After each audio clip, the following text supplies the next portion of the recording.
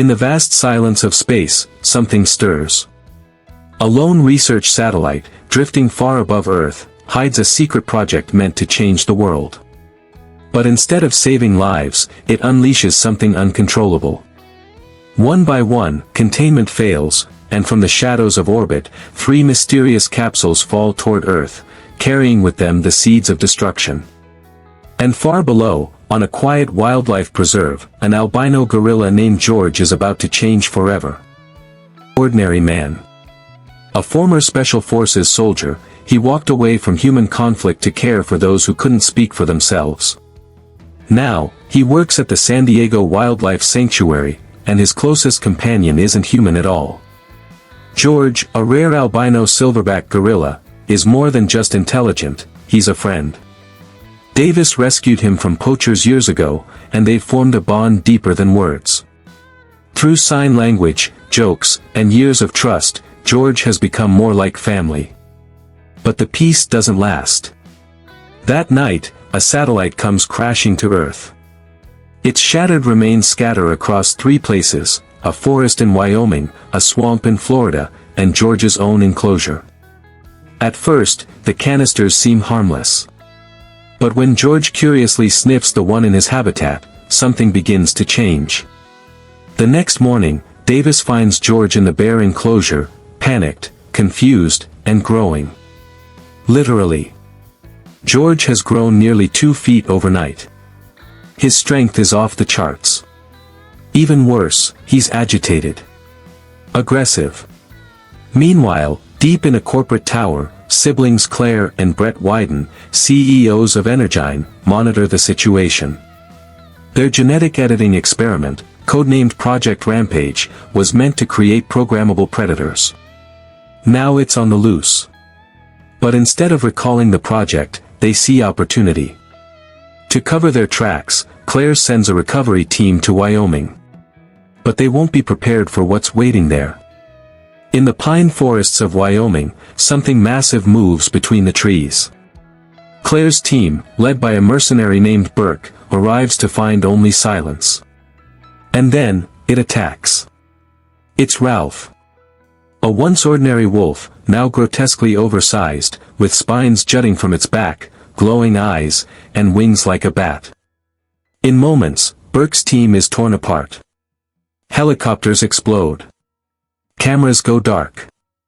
In Florida, it's no better. A giant reptilian creature begins moving through the Everglades, slow, methodical, and deadly. This one they won't see coming until it's too late. Back in San Diego, George grows more unstable. Davis calls in help, but the authorities arrive with tranquilizers and guns. George is taken, against Davis's protests, and airlifted away. Enter Dr. Kate Caldwell. A former geneticist from Energine, she knows exactly what's happening. Years ago, she developed CRISPR-based research to cure diseases, only for Energine to weaponize it. She tried to blow the whistle, but lost everything. She finds Davis and explains the truth: the gas George inhaled rewrote his DNA. It's not just growth. It's increased aggression, cellular regeneration, and predator traits borrowed from other species. George isn't sick. He's been redesigned.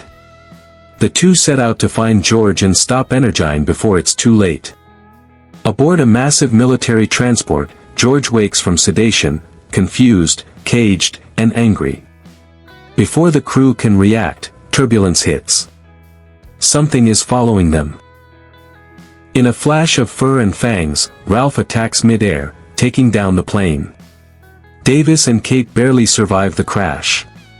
George, shaken, wanders off into the woods. They're found by Agent Harvey Russell, a government operative who speaks in smooth riddles but has the authority to make things happen. Russell knows about Project Rampage.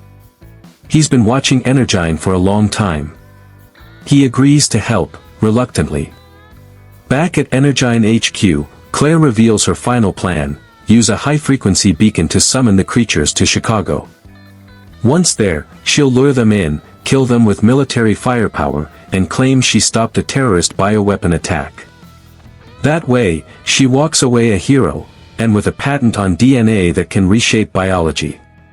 The beacon is activated atop the city's tallest tower. Ralph, George, and the mutated crocodile, now named Lizzie, begin their journey toward the signal.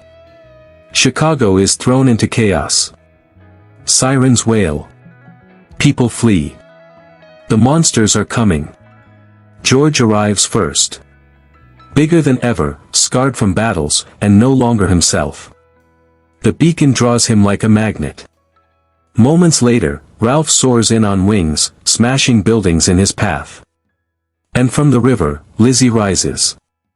Towering, armored, with spines along her back and jaws that crush tanks. Military forces attempt to hold them back, but nothing works. Rockets, gunships, artillery, everything bounces off.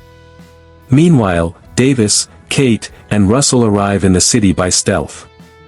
They infiltrate the Energyne building, racing against time to find the antidote, a biological agent called ARC-19. They reach the lab, but Claire is waiting. She demands the vials back. A scuffle breaks out. In a moment of poetic justice, she's tricked into pocketing one of the cure doses.